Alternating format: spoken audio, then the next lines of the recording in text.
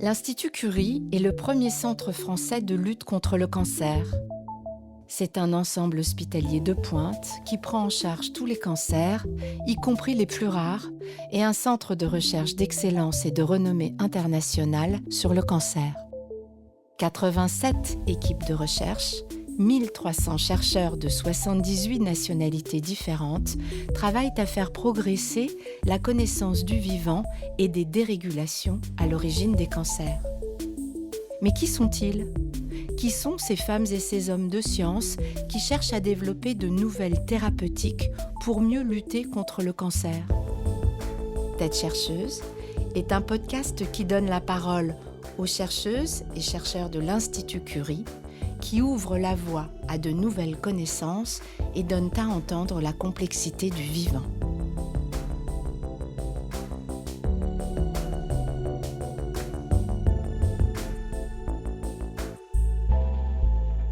Alexandre Baffet est chargé de recherche à l'INSERM. Il dirige l'équipe biologie cellulaire de la neurogénèse des mammifères à l'Institut Curie. Alexandre Baffet est un chercheur enthousiaste. Il est tombé amoureux du cerveau alors qu'il faisait son post-doc aux États-Unis. À son retour en France, il a constitué une équipe de recherche à l'Institut Curie pour travailler sur le destin des cellules souches neurales dans le développement du néocortex. Le néocortex, c'est la partie du cerveau qui couvre en fait le cerveau et qui est plutôt impliquée dans les fonctions cognitives supérieures, comme le langage, la prise de décision. On est les seuls, les humains, à avoir un néocortex autour de notre cerveau ? Alors non, c'est une propriété des mammifères, mais ce qui est très intéressant, c'est que le néocortex va énormément varier en taille selon les espèces de mammifères. Et en fait, chez l'humain, il a augmenté de façon disproportionnée par rapport aux autres organes, si vous comparez par exemple à d'autres primates. Donc il y a une expansion majeure du néocortex chez l'homme, en comparaison aux autres animaux, mais même au sein de l'ordre des primates.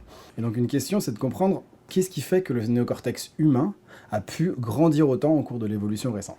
Mais ça veut dire qu'il est très épais par rapport aux autres espèces, puisque ça enveloppe notre cerveau, c'est ça ? Il est plus épais, mais il est surtout plus replié. Le néocortex, c'est quelque chose de replié. Si vous voyez un cerveau, vous imaginez un cerveau, ce que vous voyez, en fait, c'est le néocortex. C'est ce qui tapisse, et vous voyez que ça fait comme des circonvolutions. Et ça, en fait, l'intérêt de ça, c'est que ça permet de mettre plus de neurones dans la boîte crânienne, parce que si on fait des plis, on en met plus. Et le cerveau humain est très replié, et cette circonvolution lui permet d'avoir beaucoup plus de neurones. Mais alors nous, on n'étudie pas du tout le fonctionnement du néocortex, on étudie comment le néocortex se forme pendant le développement embryonnaire, la genèse du néocortex. Et comme bien souvent avec un organe, ça commence avec nos petites cellules souches. Donc là, on parle des cellules souches neurales. Alors, c'est quoi les cellules souches neurales ? Alors, les cellules souches, il y en a deux types. Il y a les cellules souches pluripotentes au début de l'embryogenèse qui peuvent générer tous les tissus. Et puis, il y a les cellules souches spécialisées d'un organe qui peuvent former toutes les cellules de cet organe, mais de cet organe uniquement. Donc, les cellules souches neurales, ce sont les cellules souches qui génèrent les neurones et les cellules gliales, qui sont des petites cellules aussi abondantes que les neurones dans le cerveau et qui vont permettre le fonctionnement homéostatique normal du cerveau. Les cellules gliales, c'est ce qu'on appelle la matière grise, c'est ça ? C'est ce qui fait la jonction entre l'hémisphère gauche et l'hémisphère droit ? C'est en partie, notamment les oligodendrocytes qui vont former la gaine de myéline, mais il y a aussi un sous-type qu'on appelle les astrocytes qui, eux, vont être importants pour nourrir les neurones, pour les aider à fonctionner. Et en fait, ces oligodendrocytes, ces astrocytes, ces neurones, enfin toutes ces cellules du cerveau, il en existe énormément de sous-types. Donc nos petites cellules souches, elles doivent générer tous ces sous-types de neurones différents, de cellules gliales différentes, dans les bonnes proportions, au bon moment et au bon endroit du cerveau. Et donc la grande question, c'est comment est-ce qu'elles font pour pas se tromper ? Parce que si elles se trompent, on arrive avec des pathologies du développement cérébral, comme des microcéphalies, on peut aussi arriver à des cancers pédiatriques, des tumeurs cérébrales. Donc l'idée, c'est de comprendre comment ce qu'on appelle cette homéostasie, cette régulation fine, se fait pour générer les bons sous-types dans les bonnes quantités. C'est au cours du développement embryonnaire que les cellules souches neurales du cortex cérébral vont décider de leur destin cellulaire, à savoir devenir un neurone ou alors une cellule gliale. Alexandre Baffet m'explique qu'il existe deux types de cellules neurales, les cellules A et les cellules B. Donc, comment est-ce que ça fonctionne? En fait, si on repart de nos cellules souches, ce qu'il faut savoir, c'est qu'il existe deux types de cellules souches neurales. On va les appeler les A et les B. Les cellules A, elles sont communes à tous les mammifères. On ne peut pas faire un néocortex sans. Donc, elles sont vraiment indispensables. Mais ce qui est assez intéressant, c'est qu'il existe les cellules souches neurales B qui, elles, ont une abondance très variable selon les espèces. Elles sont quasiment absentes chez la souris, par exemple, qui est le modèle de laboratoire par excellence, mais extrêmement abondantes chez l'homme, vraiment massivement amplifiées. Et en fait, c'est cette population spécifiquement qui, par leur nombre très important, permet l'expansion massive du néocortex humain. Et elles servent à quoi? On connaît leur fonction? Elles servent à générer des neurones, c'est-à-dire qu'elles se divisent, et en se divisant, elles donnent naissance à des neurones, elles donnent naissance à des cellules gliales en quantité massive, et elles peuvent permettre aussi de diversifier les types de neurones qui sont générés. Ça veut dire que vous vous occupez des cellules B. Mais alors, c'est quoi la différence entre les A et les B? En fait, votre question est très bonne parce que la différence entre les A et les B est très peu connue. C'est aussi un projet qu'on a au laboratoire de comprendre qu'est-ce qu'elles ont de différent et qu'est-ce qu'elles font de différent. On sait juste, et c'est juste de la corrélation, de l'observation, qu'il y a plein de B chez l'homme et que dans les espèces où il y a plein de cellules B, les cerveaux sont plus gros. Mais maintenant, en quoi elles sont différentes? Comme je vous le disais, elles ont été découvertes en 2011. On connaît tellement peu de choses sur ces cellules qu'on ne sait pas vraiment exactement en quoi elles sont différentes. En fait, la différence, c'est qu'elles ont une capacité à s'amplifier massivement. Elles ont une capacité à augmenter leur nombre qui est incroyable, beaucoup plus que les A. Et la question un peu centrale, moi, je pense, c'est qu'est-ce qui leur donne cette capacité? Qu'est-ce qui font qu'elles ont cette capacité à s'amplifier tant? Le laboratoire de recherche d'Alexandre Baffet s'intéresse plus particulièrement aux cellules B. Les cellules B sont celles qui se déplacent le plus dans le néocortex. Quels sont les mécanismes qui déterminent les choix de destin réalisés par les cellules souches neurales lors de leur division? Alexandre Baffet cherche à comprendre comment les cellules B du néocortex cérébral génèrent des neurones et des cellules gliales dans les bonnes proportions, au bon endroit et au bon moment. Et quand ce n'est pas le cas, quelles en sont les conséquences? Si elles ne sont pas générées dans les bonnes quantités, typiquement, on va avoir... Enfin, si les neurones ne sont pas générés dans les bonnes quantités par les cellules souches neurales, on va avoir typiquement les microcéphalies. On a beaucoup parlé des microcéphalies pendant le outbreak, j'ai plus le mot en français, de virus Zika qu'il y a eu en Amérique du Sud. Oui, les enfants qui naissent avec des petits donc les mères étaient infectées avec ce virus, ça a infecté le cerveau, on a pas mal travaillé là-dessus. En fait, ça infectait les cellules souches neurales et ça les tuait. Et du coup, les enfants naissaient avec des cerveaux plus petits. Et après, il y a tout un tas d'autres pathologies. Si les cellules ne migrent pas au bon endroit, on va avoir ce qu'on appelle des lysencéphalies. Donc là, c'est des pathologies où en fait le cerveau humain est lisse. Au lieu d'être replié, comme je vous ai dit, il est tout lisse. Et en fait, ça c'est aussi dramatique. Ça entraîne des retards cognitifs très importants. Ça entraîne beaucoup d'épilepsie, par exemple, qui sont des entraînements incontrôlés des cellules nerveuses. Et ça, c'est plutôt des pathologies justement de localisation des cellules. Les neurones sont nés dans les bonnes proportions, mais ils vont pas se mettre au bon endroit, et donc le cerveau va pas avoir la morphologie normale. D'accord. Et on est bien d'accord que tout ça, ça se passe au moment de l'embryogenèse. C'est-à-dire que tous ces déplacements de ces cellules neurales au bon endroit, au bon moment, pour former les neurones ou les cellules gliales, ça se passe quand? Au début du développement de l'embryon? Alors chez l'humain, vraiment, ces cellules B qui génèrent tous ces neurones, ça se passe au 2e trimestre de gestation. Ces cellules, elles apparaissent vers la fin du 1er trimestre et elles font vraiment leur travail pendant le 2e trimestre. Et on ne sait pas exactement quand est-ce qu'elles disparaissent de façon surprenante, parce qu'on n'a pas tant accès à des tissus de ces stades si tardifs, mais on pense qu'au cours du 3e trimestre, elles disparaissent. Ce qui est sûr, c'est qu'à la naissance, elles ont disparu. Il n'y en a plus. C'est des cellules qui sont transitoires, qui sont là que pendant l'embryogenèse. Elles génèrent les neurones, elles génèrent les cellules gliales et après, elles disparaissent, elles s'autoconsomment. Et d'ailleurs, ce qui est intéressant, ce qu'on a observé, ce que nos collaborateurs... Pardon. Ouais. Parce que je pensais que les cellules souches, elles faisaient des cellules filles, et puis les cellules filles, des cellules filles. Ouais. Et c'est ça que vous dites quand vous dites qu'elles s'autoconsomment? Exactement. En fait, la propriété de base d'une cellule souche, c'est de s'auto-renouveler, c'est de se diviser en deux. Une des cellules filles reste une cellule souche, l'autre devient un neurone, donc on a généré un neurone, mais on a toujours une cellule souche qui peut se rediviser à nouveau pour faire un neurone, une cellule souche. Mais à un moment, ça, il faut que ça s'arrête. On peut pas continuer à faire des neurones toute la vie, sinon on aurait un problème. Donc à un moment, il y a un processus qui est très peu étudié d'ailleurs et qui est très intéressant, c'est comment tout ça se termine, comment est-ce que la cellule sait que, ok, maintenant c'est fini, je me divise en 2 neurones. Parce que si je me divise en 2 neurones, il n'y a plus de cellules souches et donc c'est fini. Donc ça, c'est typiquement des questions qu'on se pose en ce moment au laboratoire. Et c'est typiquement des choses qui vont être altérées dans les cancers. Parce que, en fait, si on regarde les tumeurs cérébrales chez l'enfant, et qu'on séquence ces tumeurs, et qu'on regarde un peu les types de cellules qui sont contenues dans ces tumeurs, on voit que de façon très aberrante, on a des cellules qui ressemblent comme 2 gouttes d'eau aux cellules souches neurales de l'embryon. Donc c'est comme si les cellules souches neurales de l'embryon avaient oublié de se dépléter, étaient restées, avaient Oublié continué de ce quoi? de s'auto-dépléter, oublié de disparaître, si vous voulez. Et du coup, elles sont maintenues chez l'enfant, et elles continuent de se diviser, et après on a sûrement une accumulation de secondes mutations, c'est des processus complexes, la tumorigénèse, et ça va mener à cette tumeur. Mais en tout cas, nous, quelque chose qui nous intéresse beaucoup en ce moment, c'est ce lien entre lignage normal au cours du développement. Donc, ce que j'appelle lignage, c'est l'arbre généalogique des cellules, c'est quelle va être la descendance d'une cellule, et comment ce lignage peut être altéré, et comment cela peut mener vers les 2, 3, 4e années de la vie à certaines tumeurs comme les méduloblastomes dans le cervelet, qui sont, on pense, à l'origine des problèmes de lignage de l'arbre généalogique de ces cellules qui n'ont pas fait les bons choix et qui se sont maintenues trop longtemps. Passionnant, non? Très, très intéressant. Très intéressant. Non, je ne savais pas qu'à un moment, ça devait s'arrêter. J'y avais jamais pensé que ça, à un moment, il fallait qu'une oui. cellule fasse 2 neurones. Exactement. Et que sinon on aurait des têtes énormes avec des cerveaux énormes qui ne Exactement. fonctionneraient pas très bien, c'est ça? Exactement, exactement. Donc ça peut mener à des tumeurs si jamais vraiment la prolifération est incontrôlée, ou ça peut mener à ce que vous dites, des têtes énormes, ça c'est ce qu'on appelle une mégaencéphalie. Donc là, c'est un cerveau qui est trop gros, mais pas tumoral. C'est-à-dire qu'on a fait trop de neurones, mais on a quand même fait des neurones, on a quand même déplété les progéniteurs, donc il n'y a plus de prolifération incontrôlée chez l'enfant, mais il est juste né avec trop de neurones. Alors on pourrait se dire, bah, trop de neurones, très bien. Mais en fait, non, pas du tout. Il y a une très forte association entre notamment l'autisme et la mégaencéphalie, donc le fait d'avoir trop de neurones peut entraîner des troubles du spectre autistique notamment. Mais comment fait Alexandre Baffet pour étudier ces cellules B? Les cellules B sont au cœur des fonctions cognitives supérieures humaines.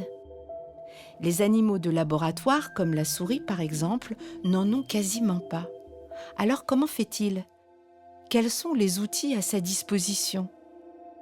Un gros challenge, en fait, au laboratoire, c'est que, comme vous le savez, l'animal de laboratoire classique, c'est la souris, et la souris n'en a quasiment pas. Donc la question, c'est comment on fait pour étudier ces cellules qui sont quasiment les cellules qui nous rendent humains. Enfin, c'est pas tout à fait vrai, parce que d'autres espèces en ont, mais en tout cas, elles sont vraiment au cœur des fonctions cognitives supérieures humaines. Comment on fait pour les étudier au laboratoire? Et donc on a 2 approches. La première, c'est qu'on va travailler sur des tissus humains post-mortem, donc des tissus issus d'IVG ou d'IMG, hein, avec accord des parents et autorisation évidemment de l'Agence française de biomédecine. On peut avoir accès à ces tissus post-mortem qu'on va pouvoir imager, donc directement les tissus. Mais bon, ça, comme vous l'imaginez, c'est pas simple, c'est des choses qu'on ne peut pas faire tous les jours. Et donc on a un deuxième modèle extrêmement puissant, qui sont nos fameux organoïdes cérébraux. Donc des organoïdes cérébraux, c'est du tissu cérébral que l'on fait croître dans des boîtes de pétri in vitro au laboratoire en 3 dimensions. Donc c'est du tissu qui mime l'organisation du cerveau humain, mais fait de façon intégralement in vitro.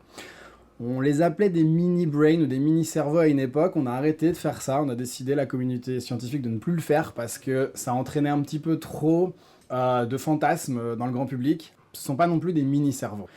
Ça reste quand même beaucoup plus rudimentaire, beaucoup plus petit.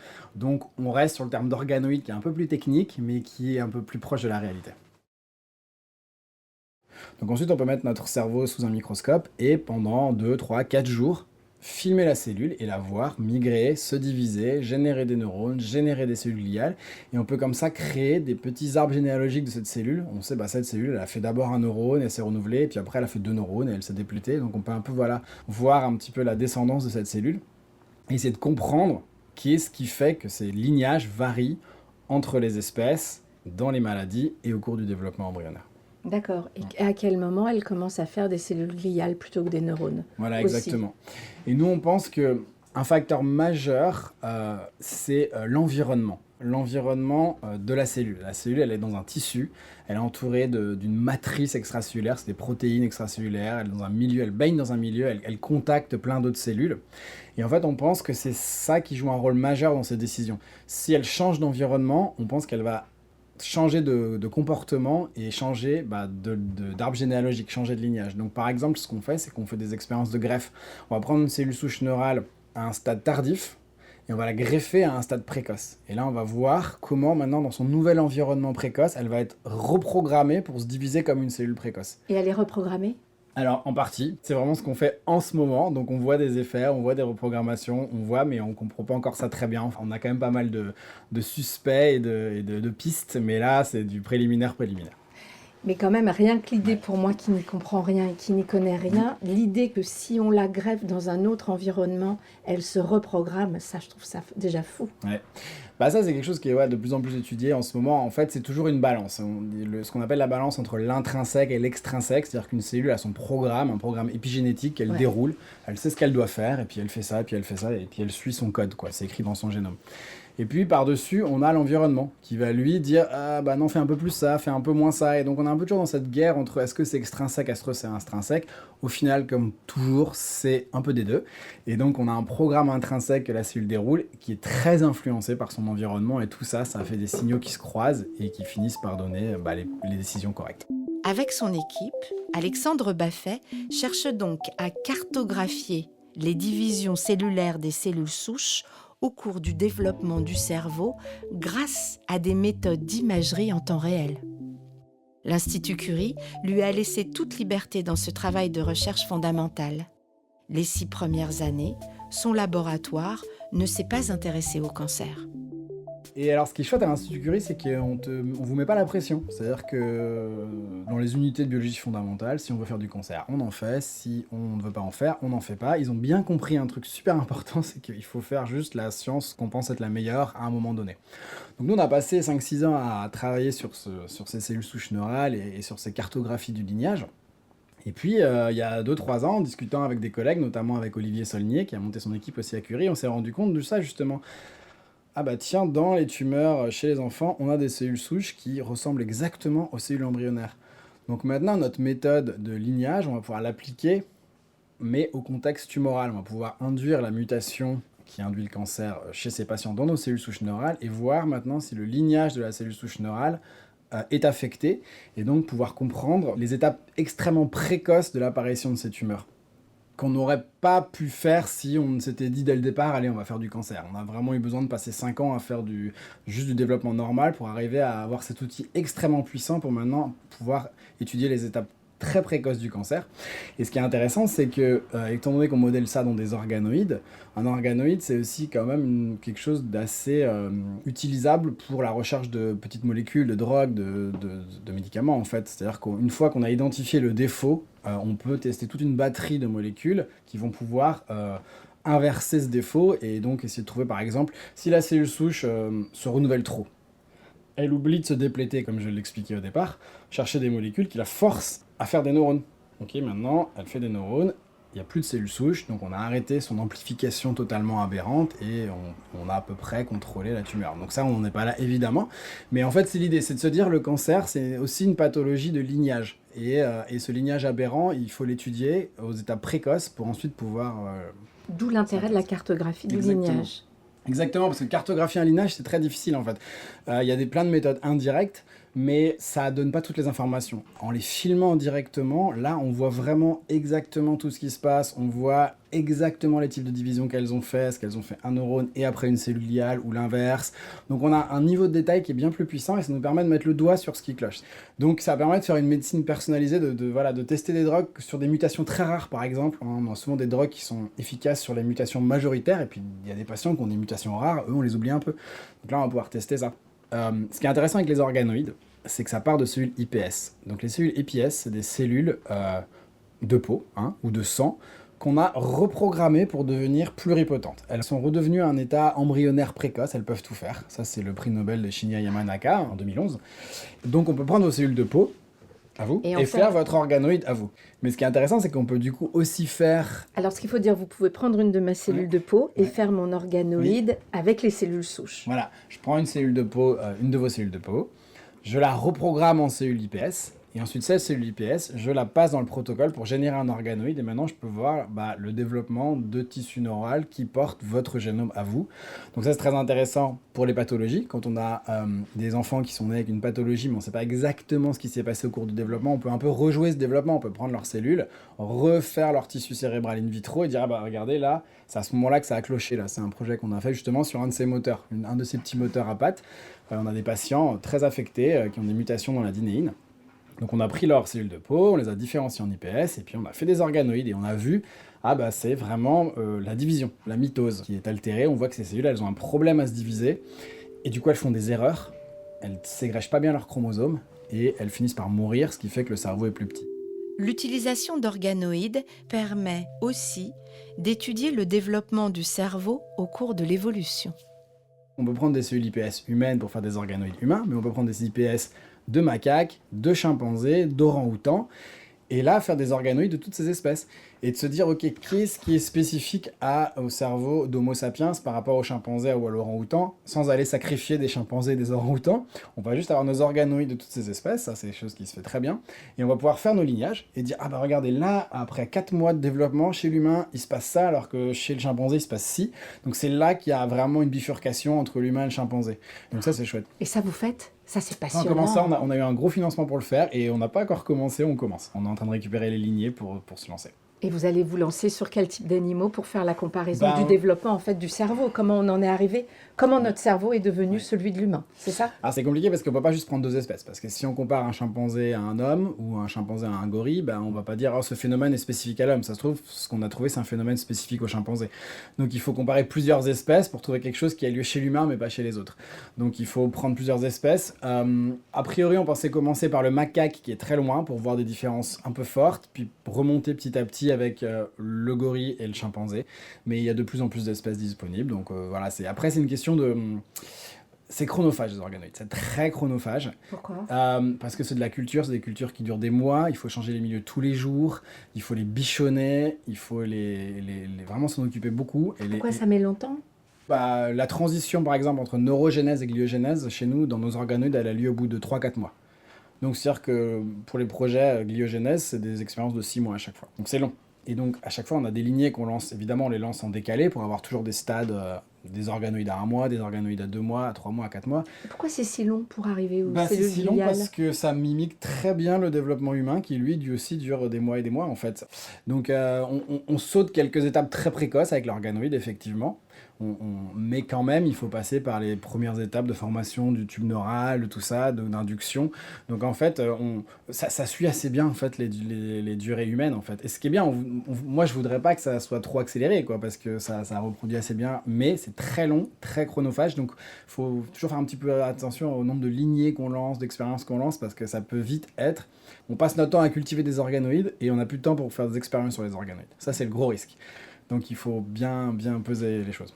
D'accord, donc c'est 2 types de recherches que vous faites en parallèle, à la fois pour essayer de comprendre le développement de notre cerveau, comment notre cerveau est devenu ce qu'il est, c'est ça? Oui. Et puis sur ces cellules B, ces cellules neurales souches de type B, pour comprendre exactement de quelle manière l'environnement les influence. En fait, c'est la même, c'est-à-dire que l'environnement influence les cellules souches neurales B, et ça va rendre le cerveau humain ce qu'il est. C'est-à-dire que l'environnement humain est différent de l'environnement chimpanzé ou macaque. Donc tout ça, c'est lié. En fait, la grande question, c'est pourquoi le cerveau humain est ce qu'il est. Et la sous-question, c'est comment les cellules B fonctionnent, comment leurs lignages sont régulés par l'environnement, et comment est-ce que ça varie dans les pathologies et dans l'évolution. Passionnant. N'est-ce pas ?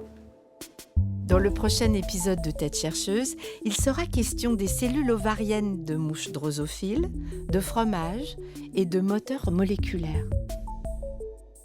Tête chercheuse est un podcast qui donne la parole aux chercheuses et chercheurs de l'Institut Curie, qui ouvrent la voie à de nouvelles connaissances et donnent à entendre la complexité du vivant. Tête chercheuse est un podcast réalisé par Claudine Guebord, mixé par Benjamin Touron et écrit par Zoé Varier. Musique originale Alice Anne Brassac, production Chloé Tavitian.